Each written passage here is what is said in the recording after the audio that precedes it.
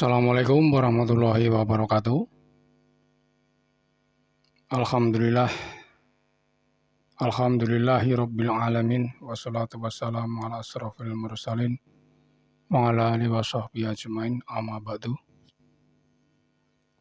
Selamat berjumpa lagi para pemirsa dimanapun Anda berada. Jumpa lagi dengan kami, tim Padepokan Putra Pengawan Majelis Al-Husaini Sukoharjo. Dalam kesempatan kali ini, kami banyak ucapkan terima kasih pada para netizen baru, para subscriber baru yang sudah mendukung kami, like, komen, dan share. Kami hanya bisa mendoakan semoga selalu dalam lindungan Allah Subhanahu wa Ta'ala, dilimpahkan banyak rezeki, sehat walafiat, panjang umur, selamat dunia dan akhirat.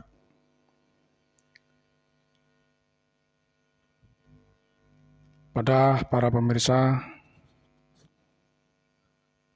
dimanapun Anda berada, dalam kesempatan kali ini kami akan melanjutkan konten kami, yang mana dalam konten kemarin kami membahas tentang munculnya bangsa dabah atau makhluk dabah, binatang melata yang menjadi tanda akhir zaman. Mungkin Anda bisa menyimak di konten kami yang kemarin. Dalam kesempatan kali ini, kami tim Padepokan Putra Pengawan kembali akan membahas juga salah satu tanda dari akhir zaman, yang mana dalam kesempatan kali ini kami akan membahas tentang dukhon. Apa itu dukhon? Mungkin nanti bisa kita bahas bersama-sama. Mungkin kami juga akan mengambil referensi dari salah satu kajian dari Ustadz akhir zaman, beliau Ustadz Usma, yang nanti bisa kita simak penjelasan beliau sebagai referensi kita untuk membahas topik konten kali ini. Namun kami di sini juga akan mengambil referensi dari narasumber yang mana beberapa waktu yang lalu tim memanggil narasumber dari bangsa Kayangan, dari alam Kayangan, yang akan menjelaskan dan menerangkan tentang apa itu dukhon, yang kemarin sudah alhamdulillah beliau mau hadir dan menjelaskan panjang lebar tentang proses terjadinya dukhon. Namun sebelumnya kita simak dulu sebagai referensi pembanding kajian dari Ustadz Usma. Kita dengarkan bersama-sama. Ini parah, Pak. Tapi orang-orang beriman saat ini terjadi, mereka tidak akan saling membunuh. Mereka akan saling menjaga. Dan makan minum kalian pada saat itu, kata Rasulullah, adalah zikir dan doa. Berapa lama penderitaan ini? Lebih kurang 2 tahun. Kemudian muncullah fitnah yang terbesar sejak Adam diciptakan Allah sampai hari kiamat, yaitu hadirnya dan munculnya Dajjal ke tengah-tengah manusia.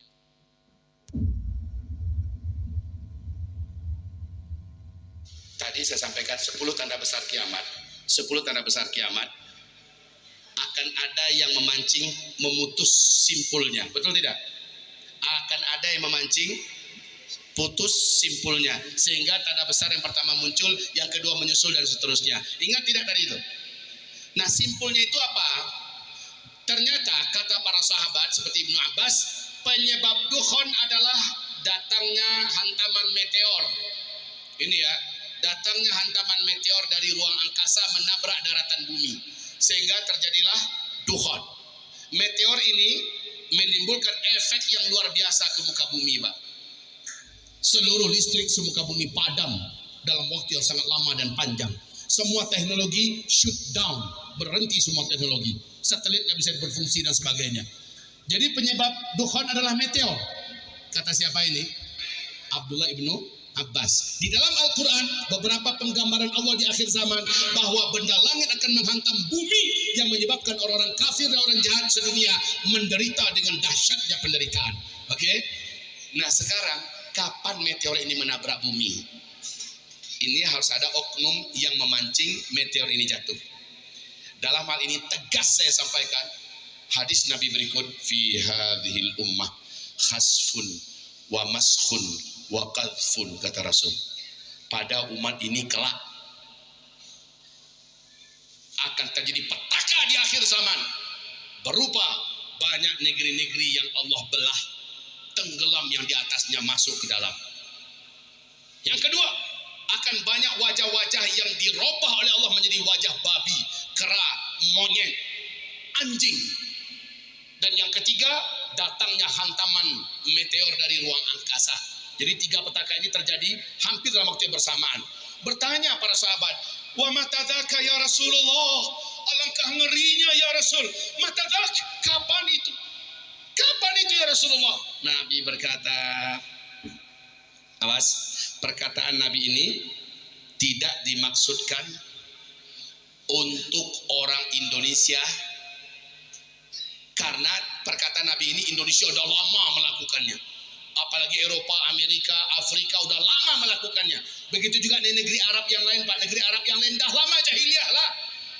Uni Emirat Arab, Bahrain yang lain dah lama jahiliyah. Dimaksud oleh Nabi adalah kepada pemerintahan yang selama ini menjadi pelayan Mekah dan Madinah. Apabila kamu, kata Rasulullah, sudah melakukan 3 hal ini, kamu yang dimaksud sini adalah Mekah, Madinah, penguasa Arab, Saudi. Apa yang dilakukan mereka, kata Rasulullah? 1, apabila kamu sudah berlomba-lomba mendatangkan penyanyi-penyanyi wanita. 2, apabila kamu sudah suka dan sudah menghalalkan musik, alat-alat musik. Dan yang ketiga, apabila kamu sudah meminum minuman khamar secara terbuka dan terang-terangan. Demi Allah, wahai kaum muslimin, 3 perangai hina ini Arab Saudi hari ini sudah melakukannya. Betul tidak? Sikit-sikit konser musik raksasa, sikit-sikit acara konser musik raksasa, menghadirkan penyanyi-penyanyi wanita berbagai negara, dari India, dari Korea, dari Rusia, dari mana-mana. Ya Allah, sementara minum-minuman keras terbuka. Anak-anak perempuannya sekarang boleh buka jilbab dan tidak lagi dilarang. Sudah boleh pacaran, bahkan sudah boleh masuk hotel, nggak pakai buku nikah, nggak apa-apa, nggak akan dirazia. Bahkan sudah ada legalitas, ya, atau bukan ini ya, sudah dibolehkan mandi di tepi pantai dengan pakaian bikini. Innalillah. Bahkan di Mekah ditemukan pasangan LGBT menikah. Warga yang masih beriman marah, diserahkan ke pihak keamanan. Dilepas lagi, Pak. Sekarang Arab Saudi sudah menjadi gila, menjadi negeri liberal. Kalau itu sudah kamu lakukan, petaka hujan meteor akan menghantam bumi, kata Rasulullah. Berarti udah dekat sekali. Seharusnya ya, kapan? Entahlah, Allahu a'lam. Tanggalnya, harinya, bulannya, tahunnya serahkan pada Allah. Yang jelas pemicunya adalah penguasa Arab Saudi hari ini, Pak. Karena di sanalah yang paling terakhir masih mempertahankan norma-norma dan syariat Islam. Sekarang Arab Saudi resmi menolak syariat Islam.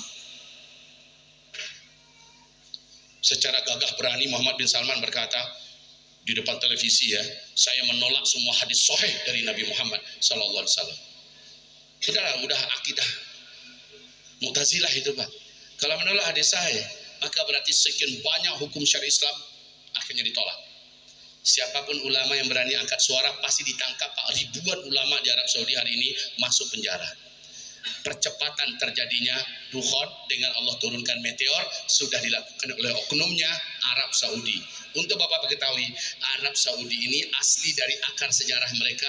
Mereka adalah Yahudi dari Irak, Yahudi pedagang dari Irak. Ini diakui langsung oleh Raja Faisal ketika Raja Faisal masih ada di Washington Post, di Washington. Dan ini dimuat di Washington Post. Apa kata Raja Faisal? Jangan ganggu orang Yahudi tinggal di Arab. Kita bisa hidup bertetangga.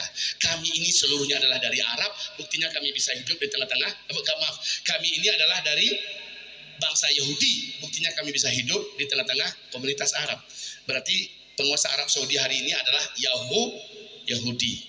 Wajar nanti Imam Mahdi muncul, mereka dihengkangkan seluruhnya, mereka digulingkan semuanya, dan kembali Mekah Madinah itu ke dalam pangkuan Islam. Maaf Bapak Ibu, saya harus sampaikan ini sebagai penutup, sebagai closing ya. Mudah-mudahan Bapak Ibu seluruhnya bersemangat menyongsong akhir zaman ini dengan amalan yang segila-gilanya. Nah Bapak, saya katakan kalimatnya begitu Pak ya. Sekarang ibu-ibu istri untuk berlomba-lomba menjadi ahli surga, mumpung kita masih belum lagi ditimpa oleh.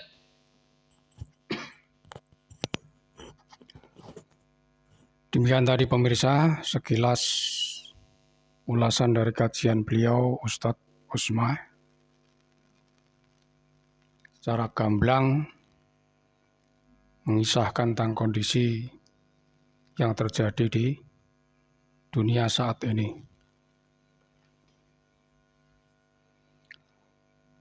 Dan dijelaskan pula tadi bahwa proses terjadinya dukhon ternyata adalah batu meteor atau bisa dikatakan batu asteroid yang menabrak bumi, sehingga terjadi hembusan asap dukhon yang sangat menakutkan. Bahkan begitu pekatnya sehingga menutupi permukaan bumi, sehingga jarak pandang bisa dikatakan hanya sejengkal. Sehingga terjadinya dukhon tersebut merusak seluruh satelit-satelit yang ada di luar angkasa yang saat ini menjadi peralatan canggih kita dalam hal telekomunikasi ataupun peralatan canggih lainnya. Sehingga dengan terjadinya tabrakan meteor tersebut yang bergesekan dengan atmosfer bumi yang menabrak bumi, sehingga menimbulkan asap dukhon yang begitu pekat.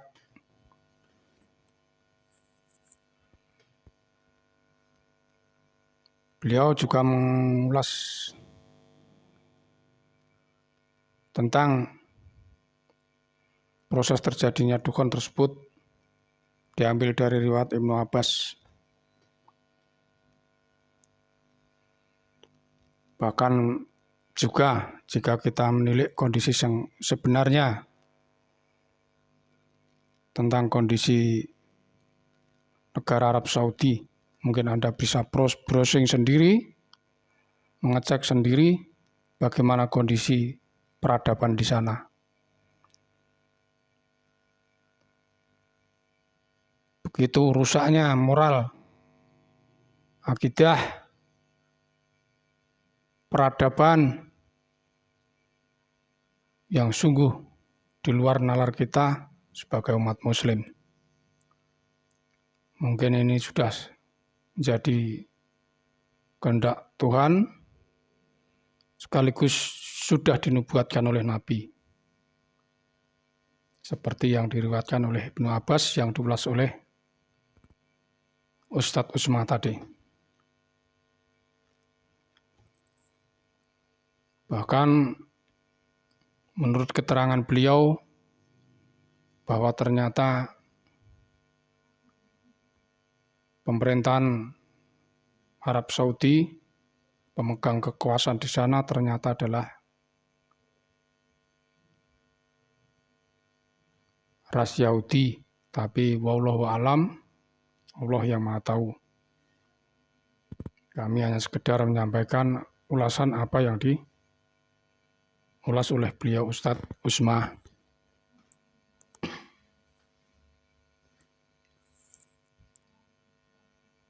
Dalam kesempatan kali ini, tim Padepokan Putra Bengawan Majelis Al-Husaini Sukoharjo, yang mana dalam beberapa waktu yang lalu memanggil narasumber sebagai pelengkap penelitian, kajian dari bangsa Kayangan, namun beliau tidak menyebutkan namanya, yang menurut keterangan narasumber kami tersebut, beliau berasal dari negeri Kayangan. Mungkin para netizen bisa scroll ke bawah konten-konten kami sebelumnya, apa itu negeri Kayangan, biar tidak gagal paham dan lebih bisa menerima ulasan-ulasan dalam topik kali ini. Namun perlu kami peringatkan sekali lagi bahwa narasumber-narasumber yang berasal dari manapun, dari gaib manapun, dari makhluk manapun, jangan dijadikan sebuah sandaran kebenaran atau mutlak kebenarannya, tapi sekedar ini untuk melengkapi wawasan kita,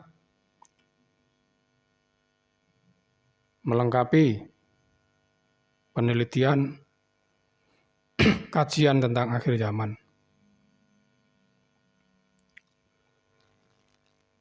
Dalam kesempatan proses mediumisasi saat itu, tim telah mengadakan dialog, mengulas panjang lebar tentang proses terjadinya dukhon. Beliau, saudara kami yang dari alam Kayangan tersebut, mengisahkan bahwa dukhon penyebabnya adalah dari gesekan-gesekan dari planet-planet luar angkasa ataupun asteroid atau batu meteorit yang menyerang ke bumi. Mungkin karena besarnya batu-batu meteor tersebut melebihi dari planet bumi, sehingga atmosfer bumi tidak bisa membakar habis, sehingga banyak yang sampai tembus ke bumi, sehingga menimbulkan asap dukhon yang luar biasa, yang begitu pekat sehingga bisa menyelimuti permukaan bumi, sehingga jarak pandang mata manusia mungkin hanya bisa memandang dalam jarak 1 jengkal. Begitu menurut keterangan dari saudara kami. Jadi ini agak sinkron dengan kajian yang diulas oleh Ustadz Usmah tadi, yang beliau menerangkan peristiwa dukhon dari riwayat Ibnu Abbas. Dan juga narasumber kami tersebut mengisahkan bahwa sebelum terjadinya dukhon,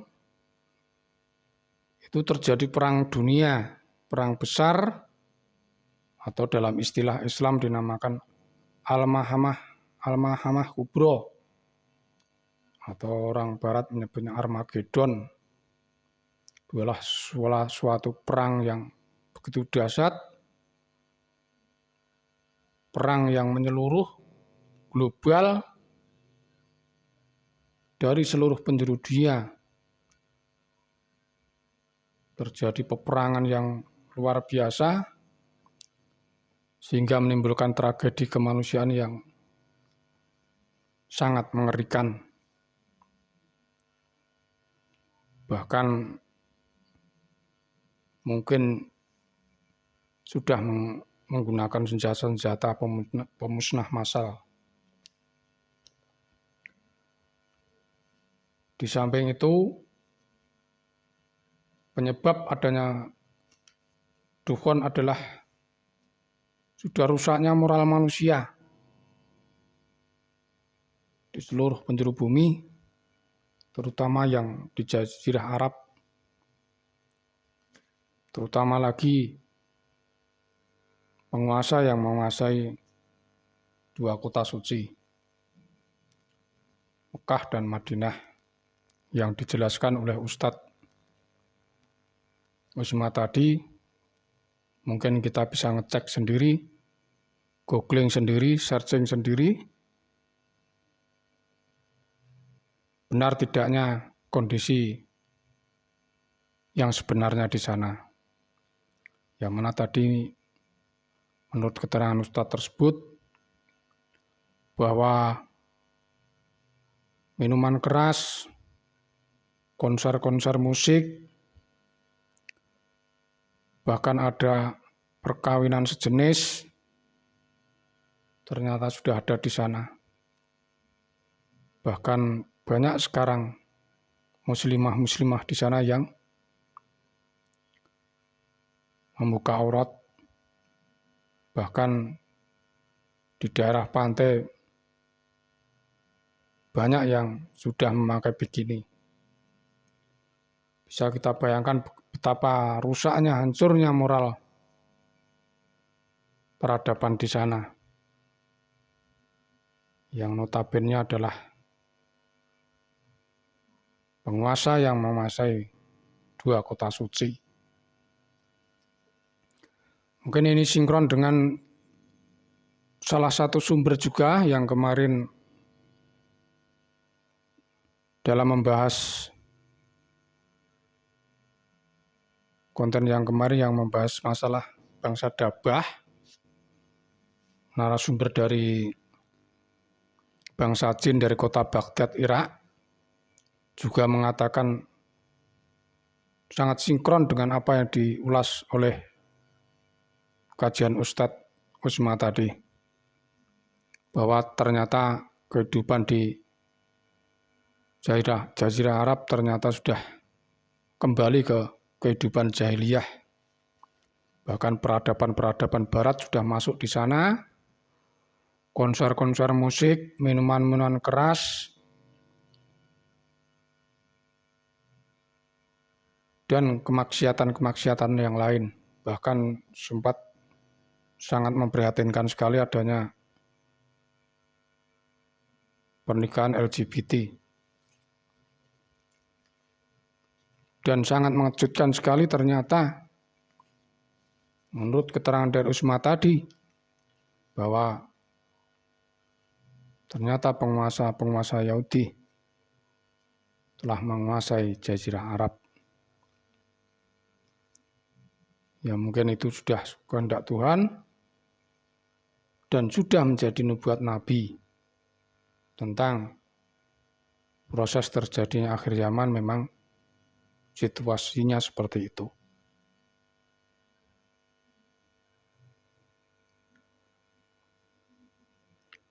Dan kita sebagai umat muslim menurut penuturan dari narasumber kami dari Kayangan bahwa beliau panjang lebar memberi nasihat kepada kita sebagai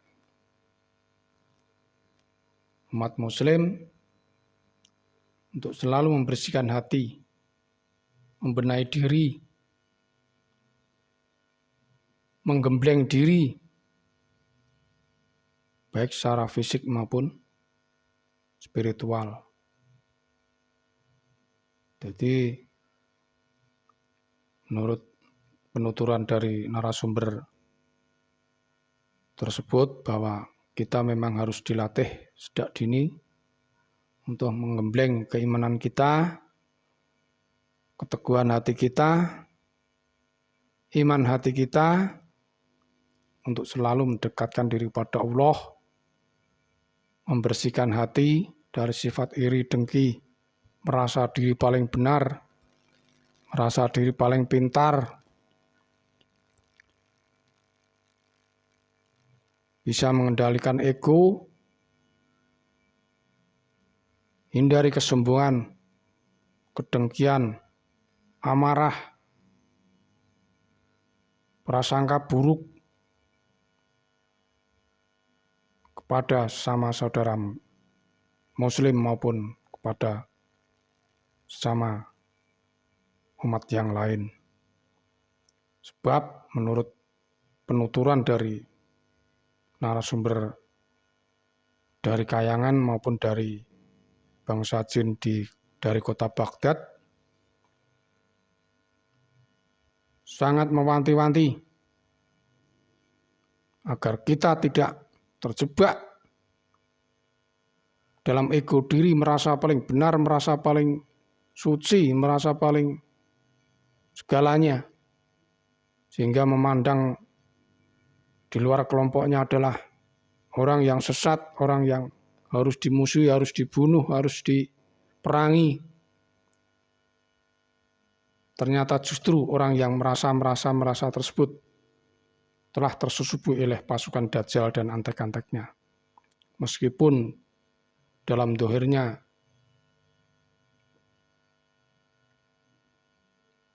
kelihatan sangat agamis,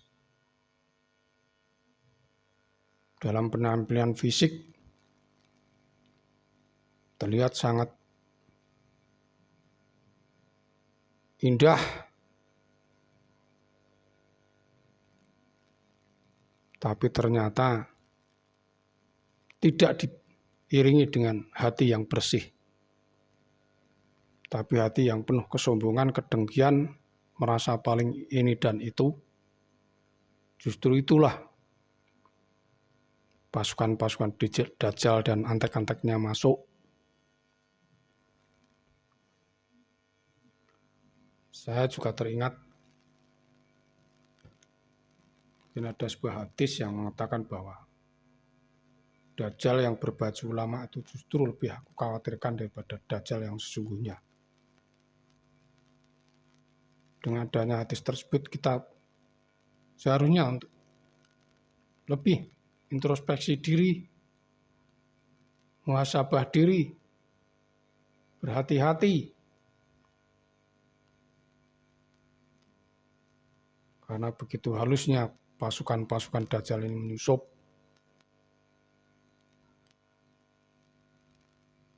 Sehingga kita perlu waspada, mengedepan hati nurani,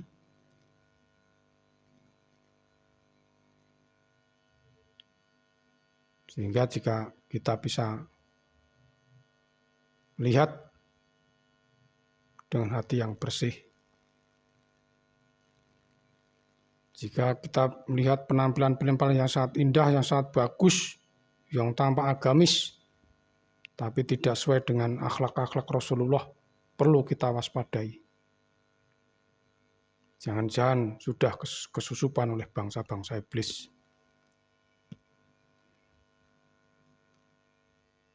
Yang sangat membanggakan nasab, yang sangat membanggakan keturunan,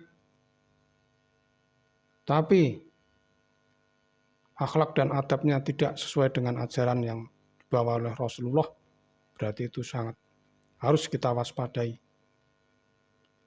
Kita harus lebih bisa berpikir jernih, cerdas dalam menyikapi hal-hal yang sangat mengkhawatirkan ini.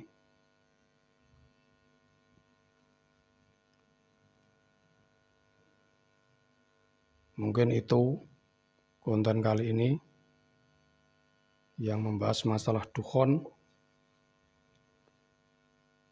namun ada kaitannya dengan peristiwa-peristiwa yang lain, rentetan-rentetan peristiwa-peristiwa yang berkesinambungan, sesuai dengan kondisi yang terjadi saat ini di kancah dunia global.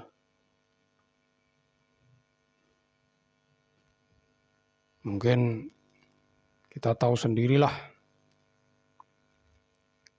atau bisa browsing sendiri kondisi yang sebenarnya bagaimana. Bahkan saat ini konflik di jalur Gaza semakin parah. Israel Raya semakin membabi buta tanpa pandang bulu, memperluas agresi. Bahkan sempat akhir-akhir ada berita bahwa bantuan-bantuan yang masuk ke sana dibom, digranat. Ini sudah mengkhawatirkan. Bisa dikatakan adalah pembantaian massal, genosida. Mungkin ini sudah semakin parah. Dan tadi sempat kami juga melihat channel dari saudara kami yang ada di Pekalongan. Beliau memediumisasi pasukan-pasukan yang telah menghancurkan atau mengebom bantuan-bantuan yang ada di jalur Gaza. Bantuan-bantuan pangan yang seharusnya untuk korban-korban di sana malah justru dibom. Sehingga dengan terpaksa saudara kami tersebut menghancurkan mungkin dengan teknik dan cara kami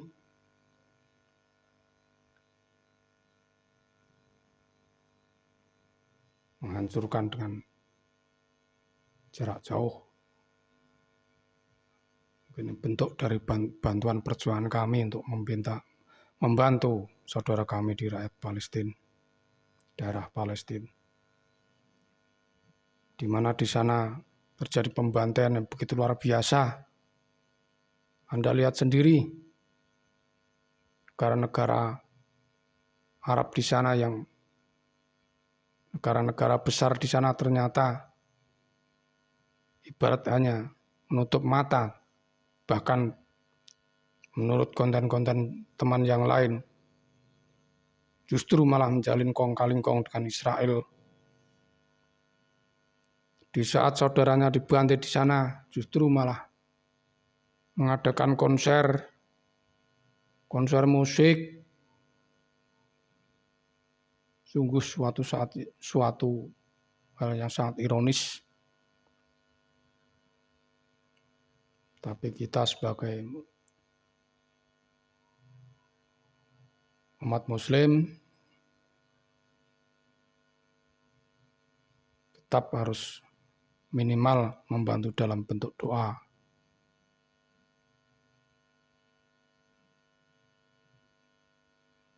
Mungkin itu dulu saudara-saudara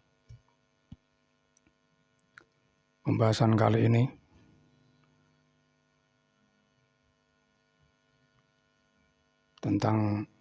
Pembahasan tentang dukhon.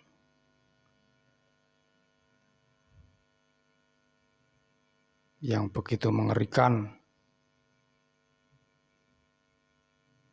Nantikan pembahasan kami selanjutnya.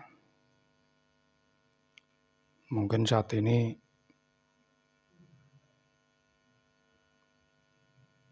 topiknya membahas tentang perkembangan akhir zaman dulu.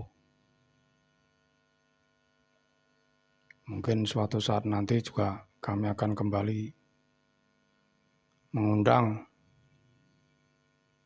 pasukan-pasukan dari galaksi lain untuk membantu perjuangan rakyat Palestina. Seperti 3 bulan yang lalu, kami mengundang saudara kami Hercules untuk menghancurkan satelit-satelit pemandu rudal dengan senjata-senjata canggih mereka sebatas yang diizinkan. Sebab segala sesuatu itu tetap harus dalam koridor sebatas yang diizinkan. Karena mungkin sudah kehendak Allah proses ini harus terjadi, tapi kita harus bisa mengambil hikmah dari semua itu. Bahwa pembantaian-pembantaian yang ada di Palestina, secara hakikat korban-korban di sana mendapatkan tempat di sisi Allah Subhanahu wa Ta'ala.